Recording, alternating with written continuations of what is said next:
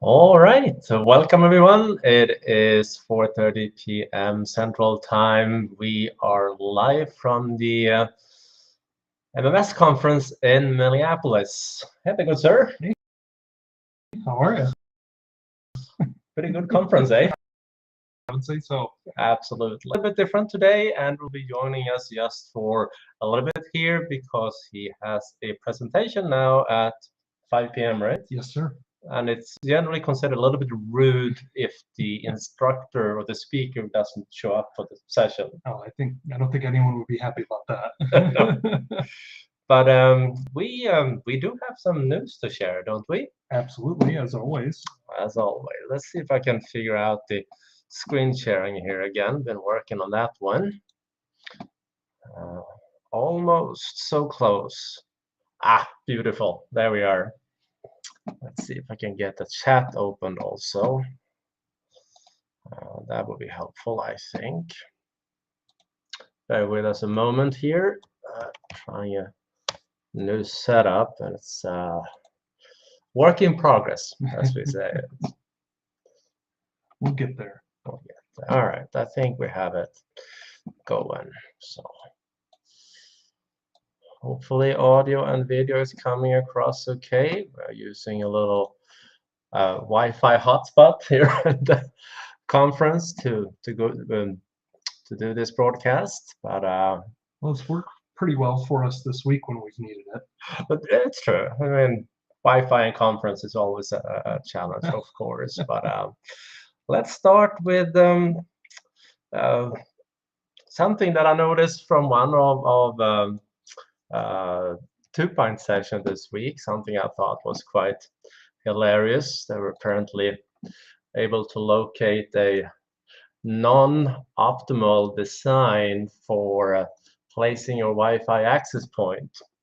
So would not recommend to place it on your microwave. That is not the best place for a access point. And then we had a discussion going on this week. Autopilot for existing devices, right? Yeah. So that's been an interesting one. I know you covered that a little bit last week.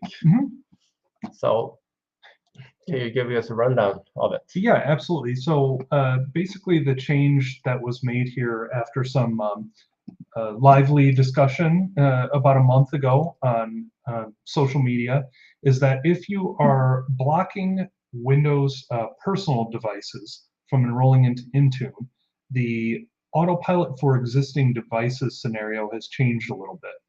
If you're blocking personal devices, you must register your device into autopilot before actually going through the enrollment process.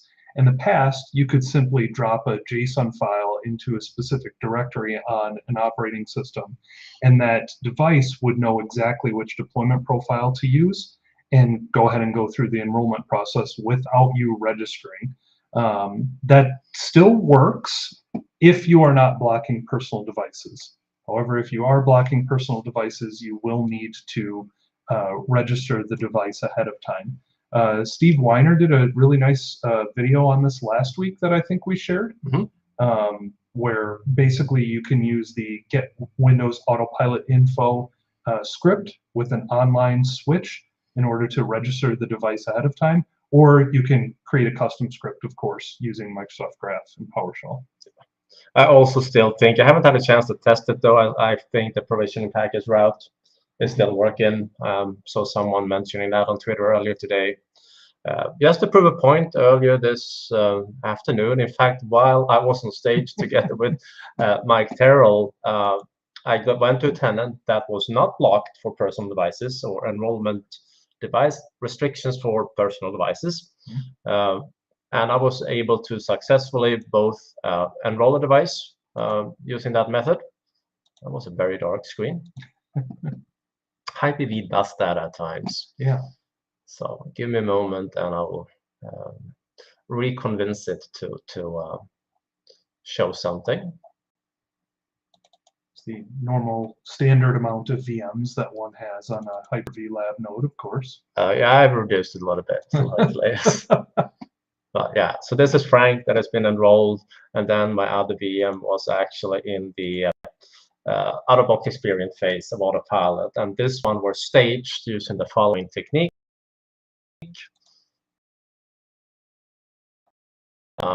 Here we call it Autopilot Fast because it borrowed a script from Michael Niehaus that will in fact adjust the Autopilot profile a bit. I have that script right here, and what it does, it also injects the computer name that you had on the device and add that to the JSON file, and then it continues and basically just copies that file to the location, and then remove the NFM file. I'm injecting some drivers here as well, and then that machine came up in, I don't know, 5-6 minutes into the state here. So quite beautiful solution, but again, is like, unfortunately, that's not available. All right. I see some hello from the community. Thank you so much. Thank you for confirming the audio as well. Always appreciate it. Absolutely. Thank you. Let's see. Peter had a nice blog post here.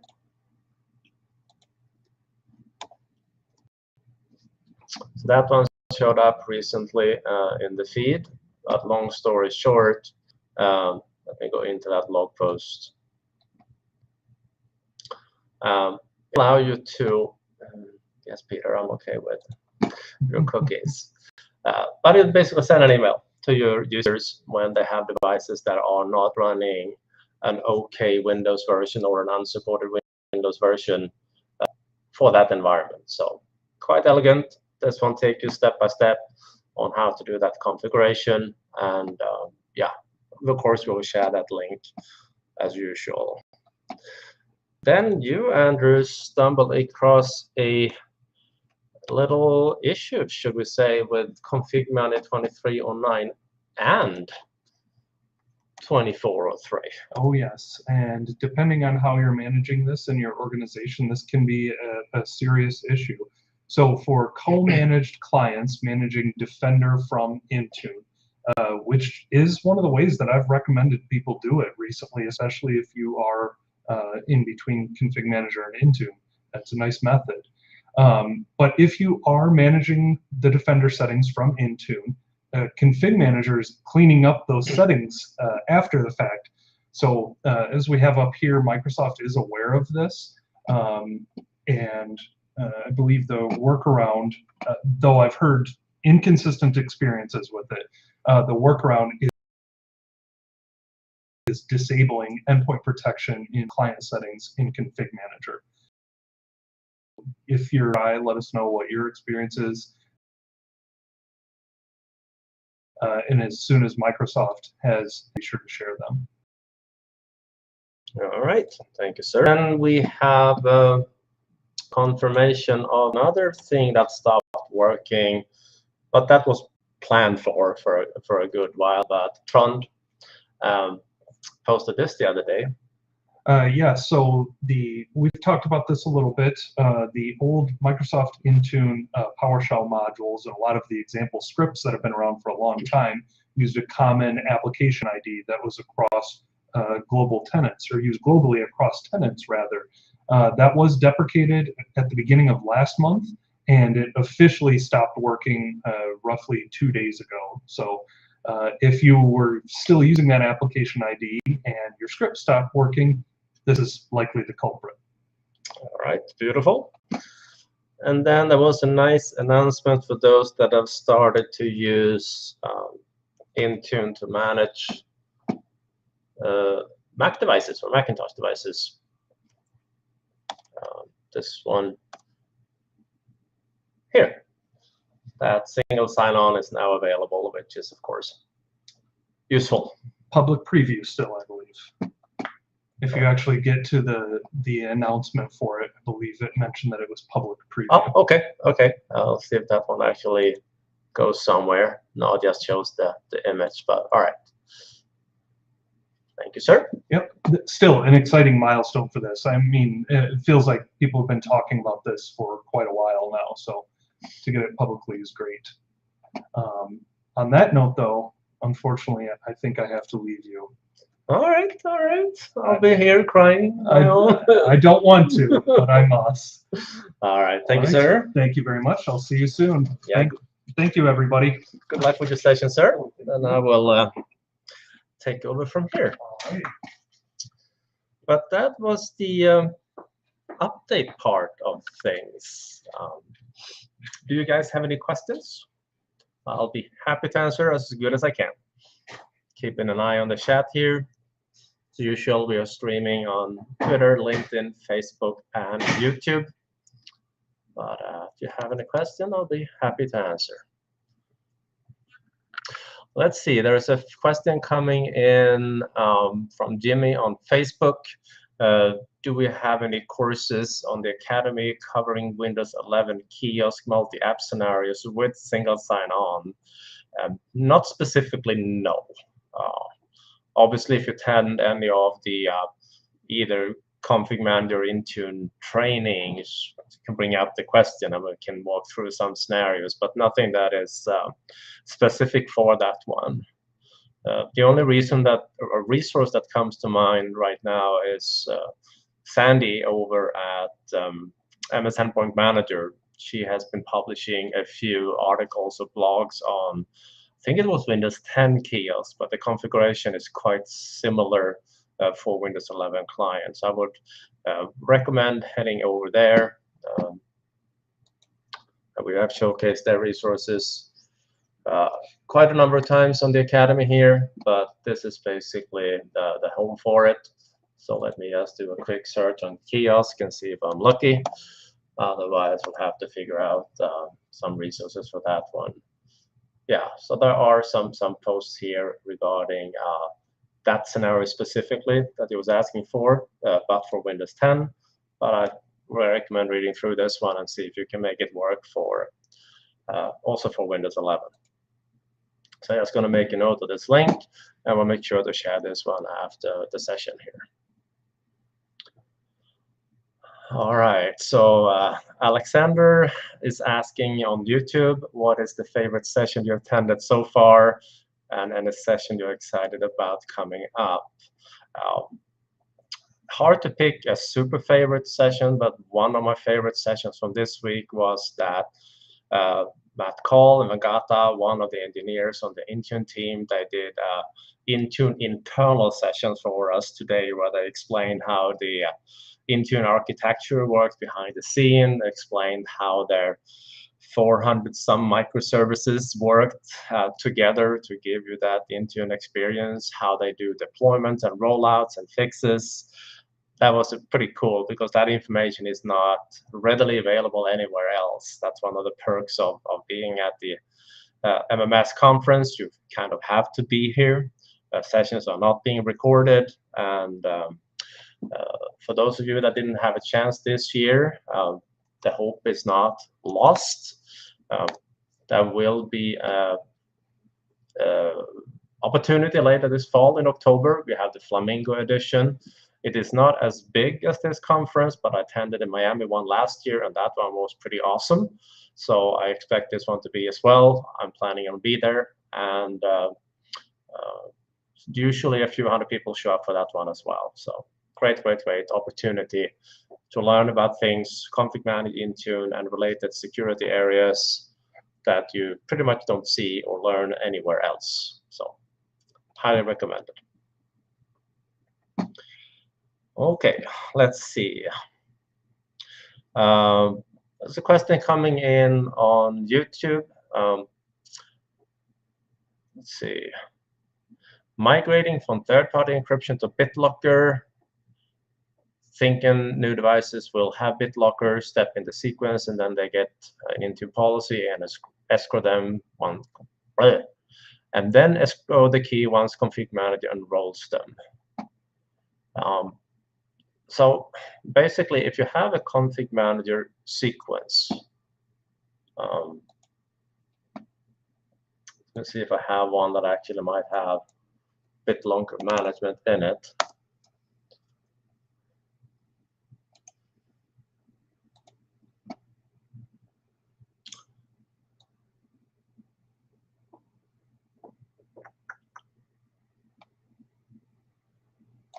That one I don't think had it. Let's see if I can find.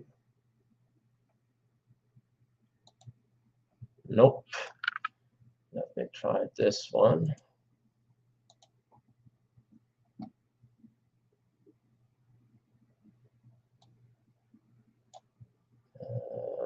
Nope. See if I can add it in here.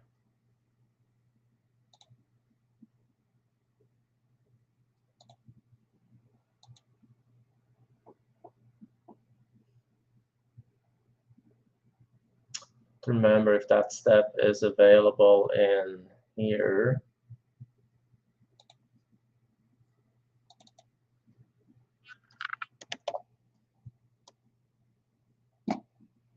This one looks promising. There you go.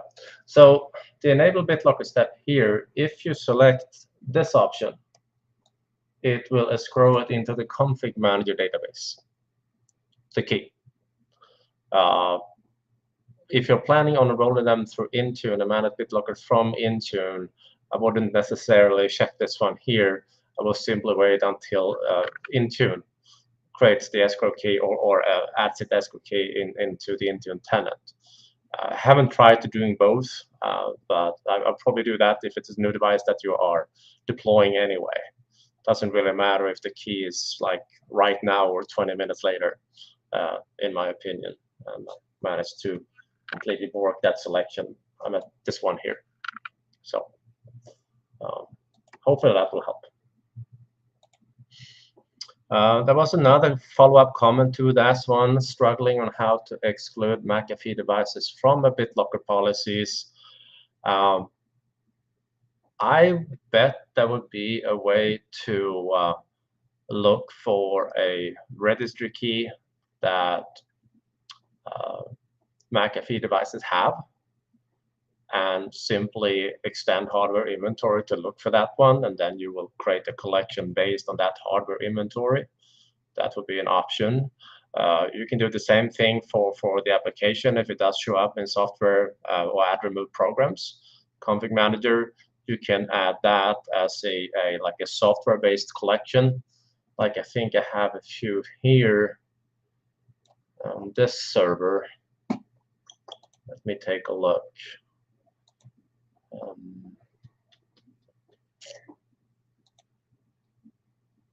Yeah, so this is one where I'm looking for a particular software being installed. So I have a query here. And that query looks like this. So I'm looking for a specific application that happens to be installed on the systems. And then that will find which devices that happen to have that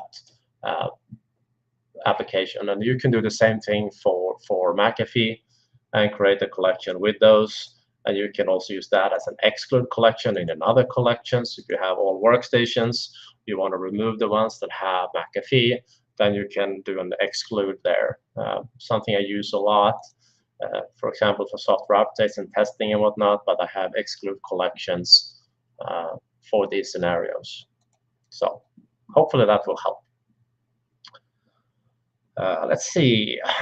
Noah on YouTube is asking if the Academy is planning on another Troubleshooting ConfigMgr class. Couldn't get approved for the last one, and I would love to attend.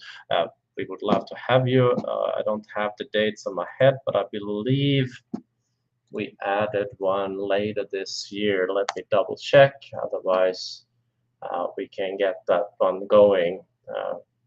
Kent is here at the conference, so I can probably twist his arm to come up with some more dates. Oh yeah, we have it. A little bit later this year, but the troubleshooting one is here in December. Good way to sprint into Christmas eventually. So yeah, that one is there. Let's see. We have a question on another question on YouTube. What would be the best way to rebuild existing devices? They are currently hybrid 80 joined, meaning they are both in legacy Active Directory or Windows Active Directory, whatever you call it, and they also enrolled into Entra ID, or so they are managed devices in Intune. As we learned here at the conference this week, there is no supported way of just convert a device from being a legacy Active Directory device to being an Entra ID only device.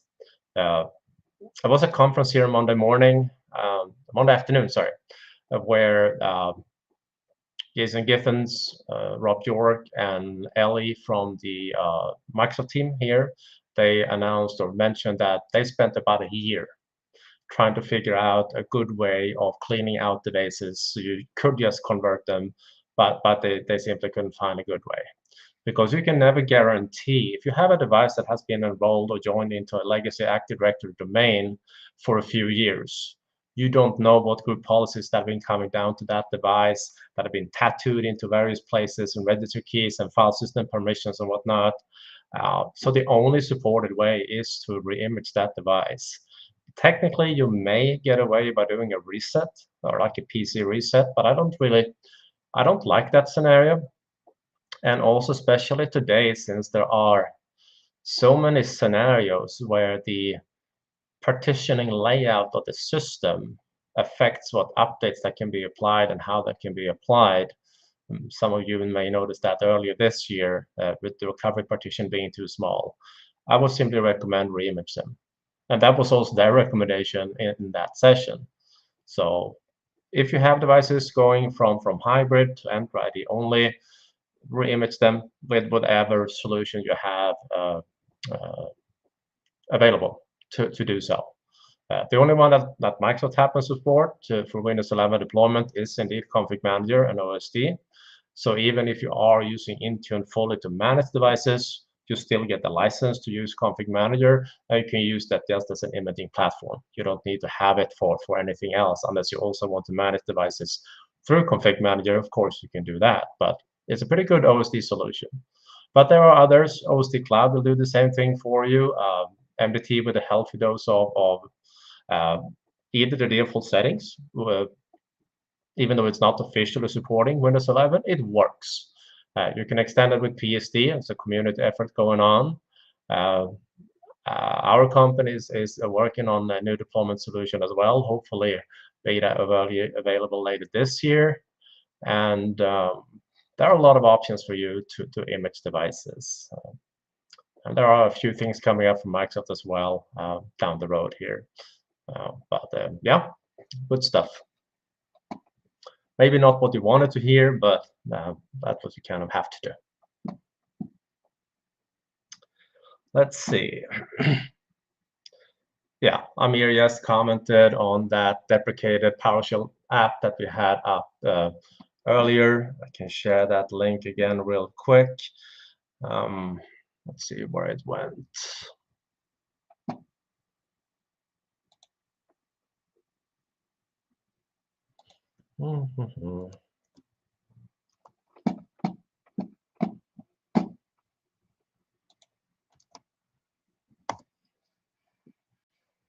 That was this one here, officially stopped working. So if you have scripts that are using the older modules, congratulations, it's time to make some updates and make sure to use the latest modules that Microsoft have been having out for a good while here.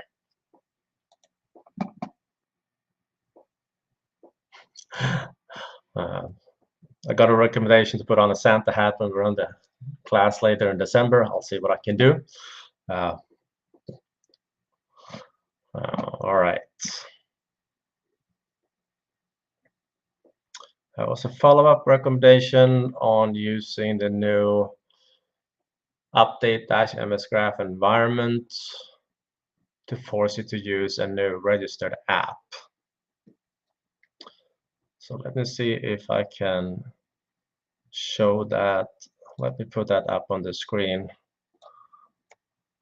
Since I'm on the road, I don't have my usual setup, unfortunately, so I'm a little bit limited for the usual screen setup, but this one here was the recommendation. So thank you so much for providing that one.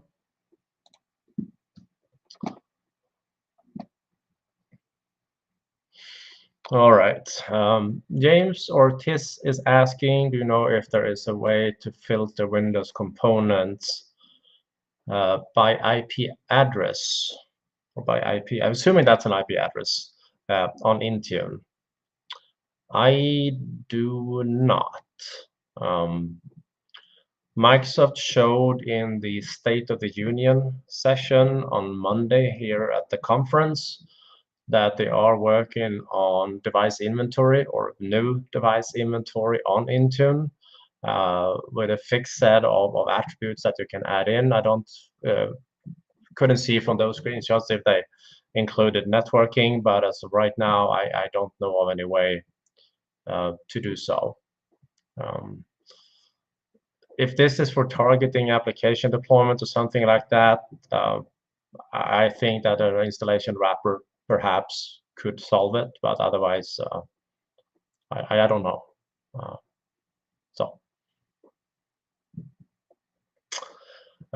James is asking if you're planning on doing any in-person classes in California.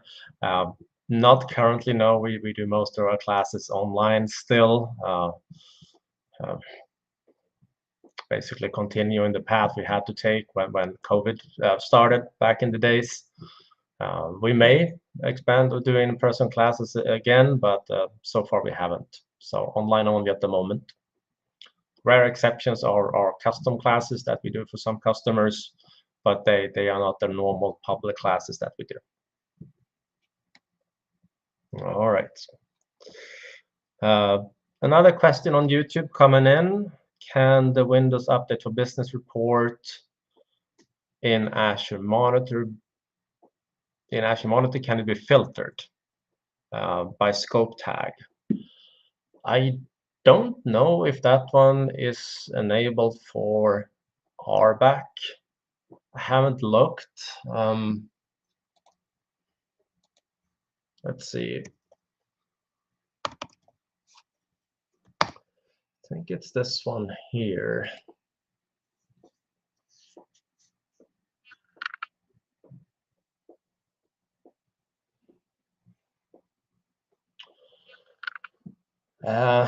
No, it looks like there is only filters ready for workspace and subscription for it. But I mean,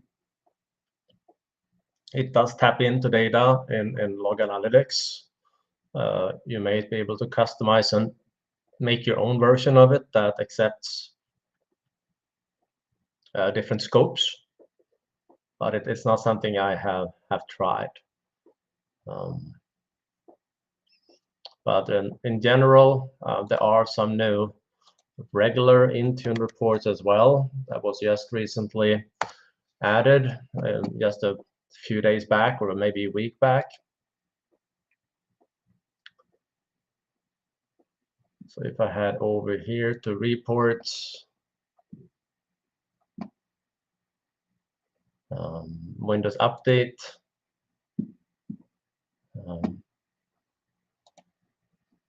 we have this one here that was just released with 24.04 of Intune. This one supports scope tags. So I can select what scope tag I want to have and generate the report.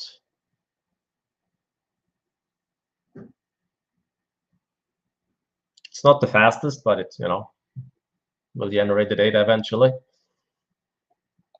So if I wanted to take a look on my system where I have the different devices or updates, can drill down into details for that one. So pretty good information, all in all. Hopefully that can be helpful for you.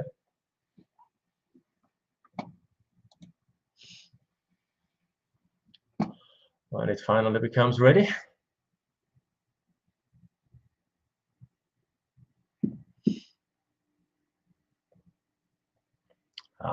let's see, while we're waiting for that one. Yeah, there we go. See my different devices, what versions they're on, etc. Links to the article. So all in all, good information, I think.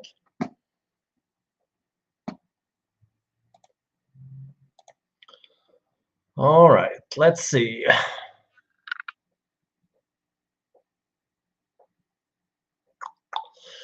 Noah is asking on YouTube regarding profiles.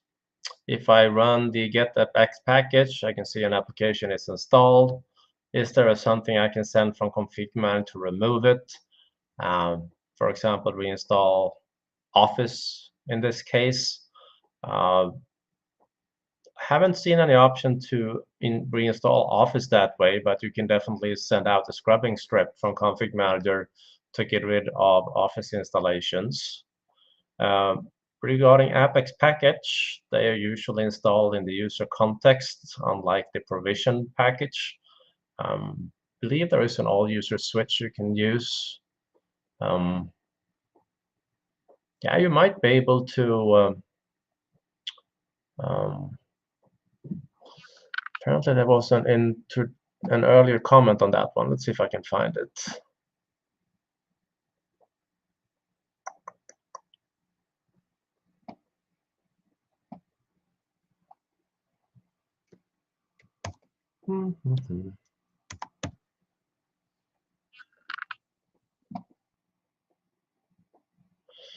Yeah, it looks like my chat window for whatever reason missed the first part of that question. I only saw the second one that I tried to answer. So I know if you can just repeat that one and see if it shows up here in the chat for me.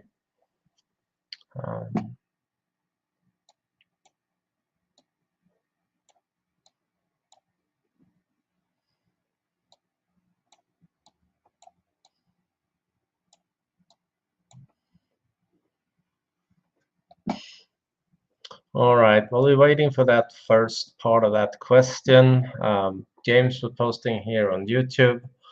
I want to create a dynamic group based on site location. If IP filtering is not available, is there any way that I can do that without doing it manually? So there is first of all, we are talking about dynamic groups here. So when I go to groups in Intune,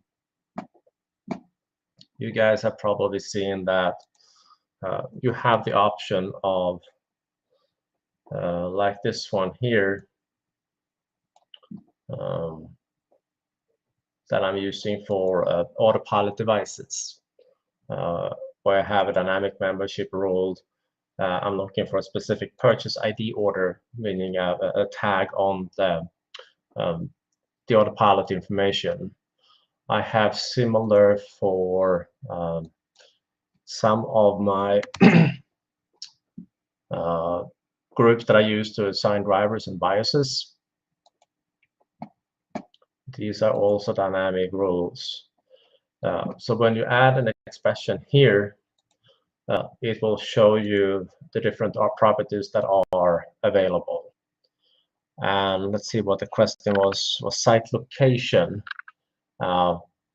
Really is no ready-made site location. The closest one might be organizational unit if you have that one set, or you can also set one of these 15 attributes that you can add whatever you to, and a filter on that one. So these you can configure through PowerShell on devices, so you can tag them with whatever. If you tag them with the network ID, you can filter on the network ID. If you tag them with the location, you can do filtering on that one. So that would reduce the need for doing the group membership manually, but you wouldn't have to add in a routine for your devices to populate the right extension attribute on the device. So maybe that. See if there are some documentations around that.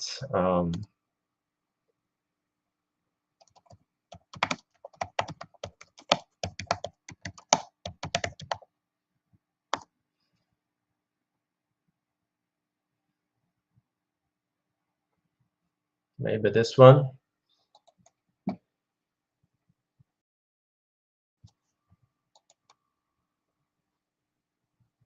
Open to. That was a medium one. All right, required membership apparently, or asked for membership at least. But yeah, this one is lens that scenario, so maybe that could be helpful. Yeah.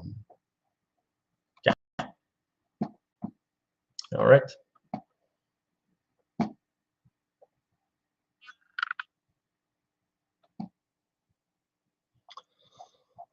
Still don't see both of the questions that were asked. I have seen that the platform we're using, Restream, filter away comments if they have links in them.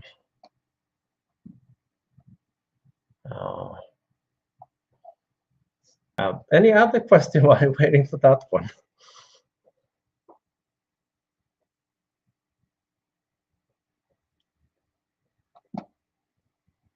I hope I didn't miss any other questions.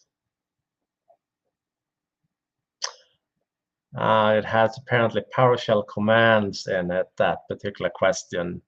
So that might be something that YouTube don't like, or Restream don't like, that I'm using to parse this.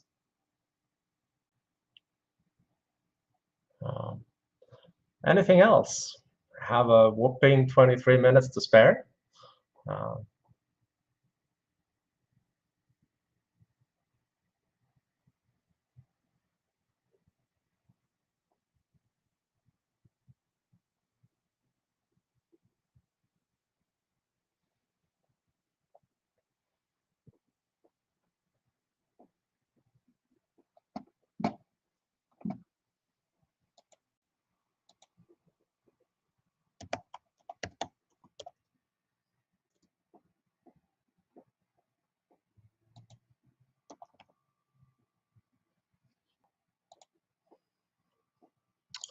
No question coming in of yet, but that gives me an opportunity to let you know about this. If you happen to live in the Chicago area or suburbs around Chicago, we are back to our first in-person user group meeting in a good while. Is Andrew and I. We have Anton from Microsoft coming in to go a deep dive on endpoint privilege management, and we are working on a security and Intune cloud native story with some folks off, because this is going to be presented at the Microsoft office down in Downers Grove, just outside Chicago here. So hope to see you guys there. If you happen to live in the area, it's free to attend. There will be some snacks and coffee in between the sessions, but other than that, this is it's been a good while. It's so good to be back doing user group meetings in person. Online is fantastic, but in-person events is pretty cool as well.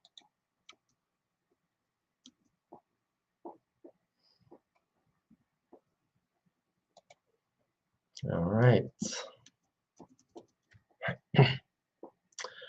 I do not see any other questions. If you have any, please let me know. I'll be happy to answer.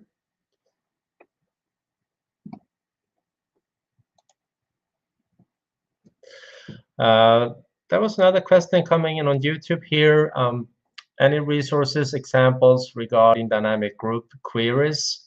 Find it a bit lacking versus collections. Absolutely, there is. You have so much more available in a ConfigMgr collection, both in what terms of attributes and resources that you can use, but also the language used to create them. And since ConfigMgr has been around for quite some time now, there are many resources available to do this. But if you start to search around for dynamic group queries, you will find a good chunk of examples also for Intune.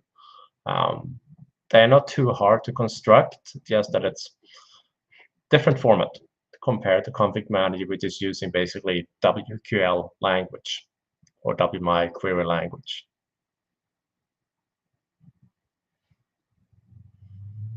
But I don't remember any like super collection of it on top of my head. Noah's asking on YouTube, will we ever be required to move to the cloud? No, I mean, we will never say never. ConfigMgr and Active Directory is going to be around for a very long time. There are simply so many organizations that still uses it. What we will see and already have seen is there will be less folks that are depending on it. For example, here at the MMS conference, they gave us some numbers during the State of the Union session. And last year, there were 90 million some devices managed by ConfigMgr only. And this year, it was 73. So it is shrinking a little bit, but it'll be here for a good while longer. I would be surprised if it wouldn't be like decades from now, because there's simply so many organizations that are using it and have dependencies on it. So I wouldn't worry a bit about that one. But at the same time, I do recommend to look into what the journey to the cloud can give you. It could be very well that for your organization, it would be a wise idea to start that journey. And others, it may perfectly equally wise to stay where you are. But it's not going away. In fact, in Windows Server 2025, we will see a good chunk of Active Directory improvements and ConfigMgr still being released 2 times per year going forward. Microsoft even brought part of their both the directors and a bunch of developers over from the ConfigMgr team to the conference. So they are here taking feedback and talking to folks and asking basically, all right, how what they think about the product and how it can be evolved and made it better. So I would not be worried.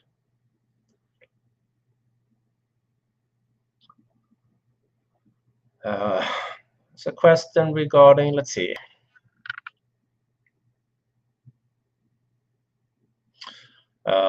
Amir on YouTube is asking to find a reliable report for Windows 11 feature update in Intune. The built-in report is not complete and usually way behind. So by nature, there is a latency in most of the Intune reports. It's usually between a day or 2 in the latency. If you're looking for more real-time reports, you pretty much have to leverage something else. ConfigMgr, of course, is very quick in its reporting in comparison. There are some community reports that are pretty quick. That depends on regular log analytics.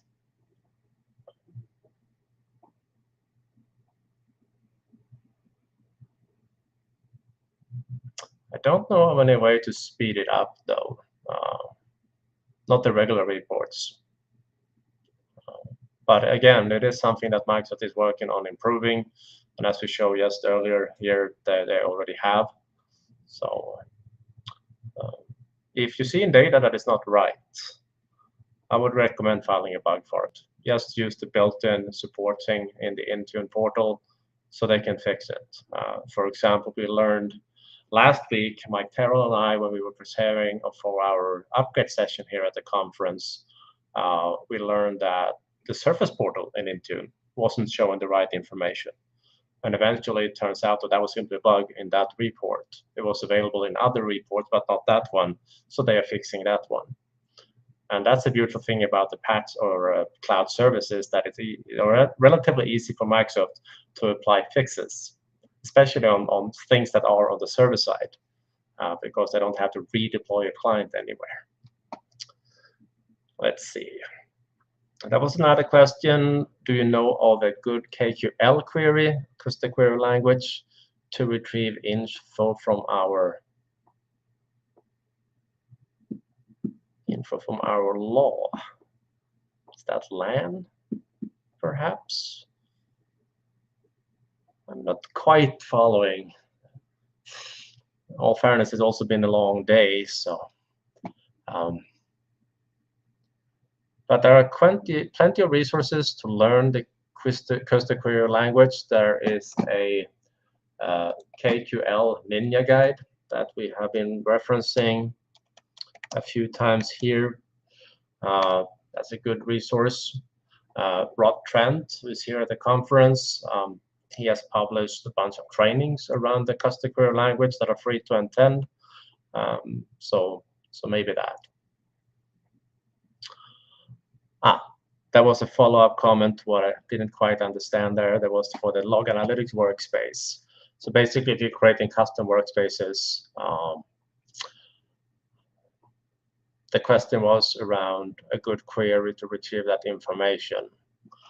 I would probably start with what our friends over at MS Endpoint Manager put together. Because if I head over here,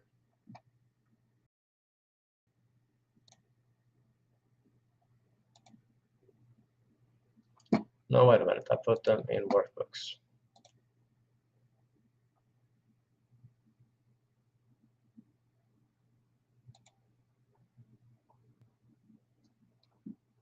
So this is an older one, it needs to be updated, but workbooks that exist here with you know, information for you can edit them. So you can see exactly what code and settings that has been done, and you can go into the advanced editor, and that will give you the JSON format for these reports. So you can borrow ideas from other folks that have created workbooks and made them available. So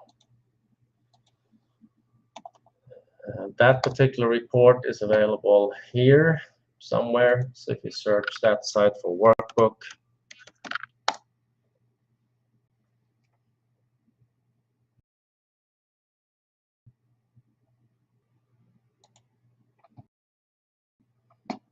and it will have a link to JSON sample here somewhere.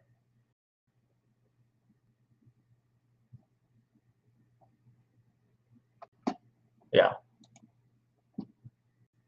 So this is why we have that information. And in here, we do the queries as well that is being used. So maybe that.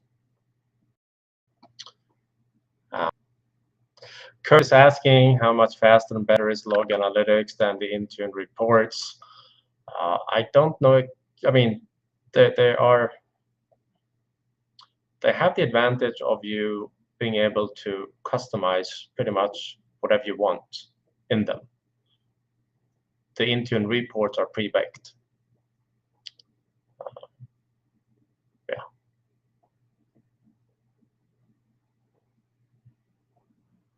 Yeah, Amir is mentioning that the sample works with some of the deprecated tables. You need to modify them a little bit to work with some updated information. I'll see if I can find Johan here at the conference, Johan and Sandy and Maurice, because they are here, and twist their arms in providing an updated workbook. We'll see.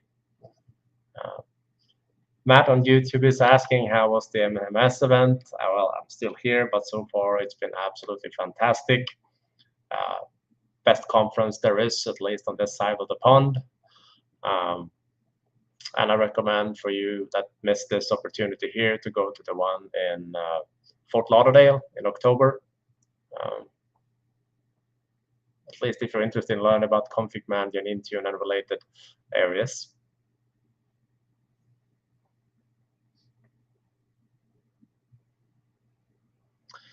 Let's see. Noah's question, I think, finally came through in a condensed version. Do you know a good way to remove MSTeams-new even if remove APPXpackages sets is not installed?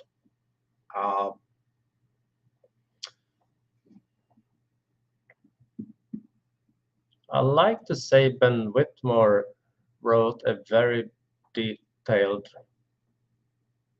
blog about that. Maybe not MS Teams, but the story of basically removing certain. See if I can find it. It was like a stupidly detailed blog post.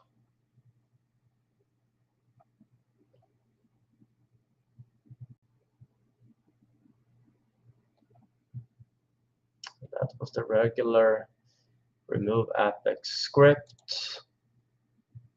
Maybe this one here too. This could be useful. I'll make sure to put a link for this one in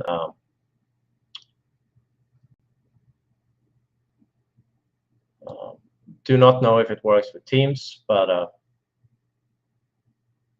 kind of looks what you're looking for.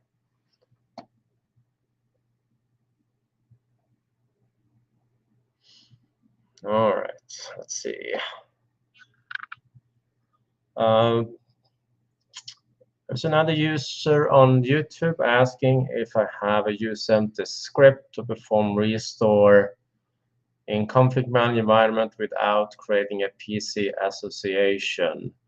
I do have a script which works when I restore backup to a VM, but failed in a replay scenario.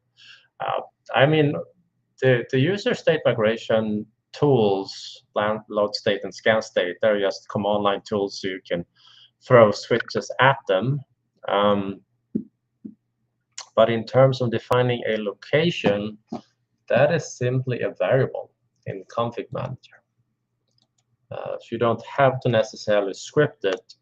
You simply have to tell it where to put the data or where to get the data. So if you search for task sequence variables, there is a USMT scan store or something like that. Let me search for store.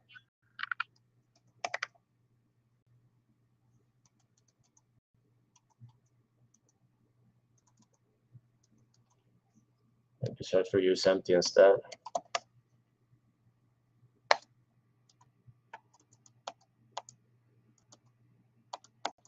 See if I can find it.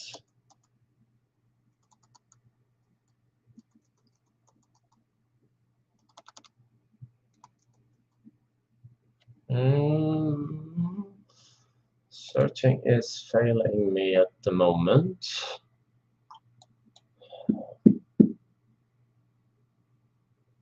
I have to go back to store again.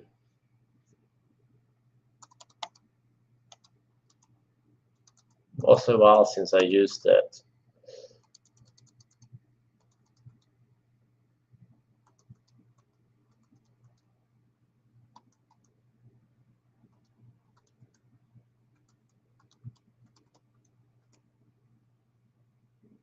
There you go. OS to state stored path. That one allows you to specify something else for the backup. Could be a USB stick, could be a network share. I worked with a customer that had a local NAS device they were using, fairly large one, to read and use empty data. You can define where in that variable. You can also have that information in a per device database, something like that. I've seen that over the years also. So hopefully there. Okay, let's see. Matthew is asking, I set up on this Rodland help script. I want to test it on a broken client, but I'm unsure how to break it so I can test it. Any suggestions on breaking a ConfigMgr client? Well, simple tests you can do is just go ahead and disable the service and run Adnet's Rodland's script before the 24-hour regular help kick in. So that would be a good one.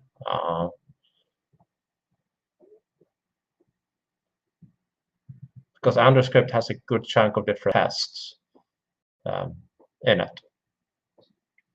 So maybe that.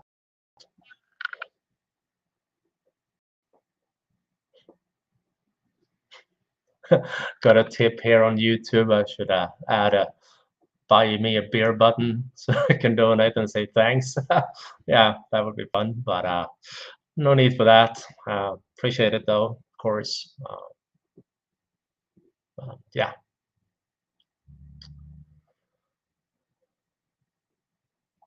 All right. Any other question? We still have 4 magical minutes to go. I hope I didn't miss anyone. I certainly didn't do it on purpose. I'm on my own today since Andrew is presenting. Usually he keeps me in check here and making sure I don't miss any questions.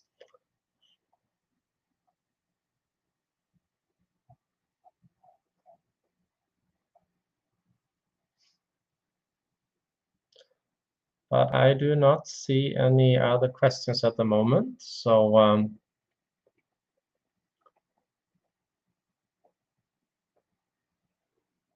nope. All right. On behalf of both me and Andrew had to leave earlier, but thank you so much for joining today, and we certainly hope to see you again next week. So bye for now, and enjoy the rest of your week. Thank you so much.